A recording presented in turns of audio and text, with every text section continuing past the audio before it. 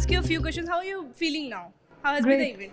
Great. Okay, after being winner, how has been like the feeling so far? It's feeling very good to be kind of recognized by an organization like BW Education and winning this award. Okay.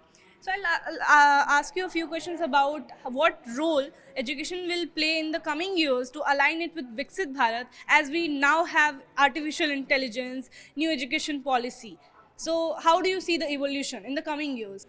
See, we work a lot with teachers, and given that we work a lot with teachers, education is the core of how any society, leave aside India, will grow. And teachers will play a very important role in it.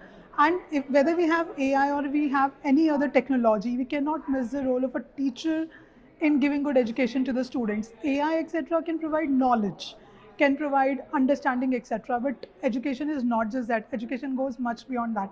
Education can create like a respected citizen of the world. It is what like education should provide 21st century skills, and a teacher plays a very important role in that, which AI etc. cannot fully replace.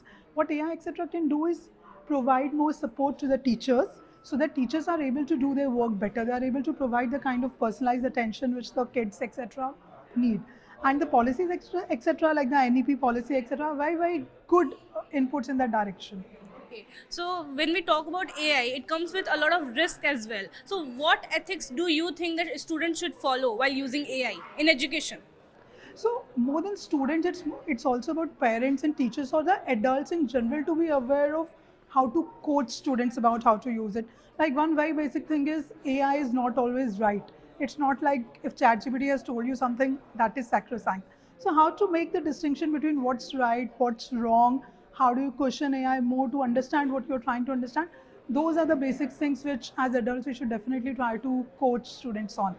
Okay. So my last question to you is that what role it is going to play for personalized learning?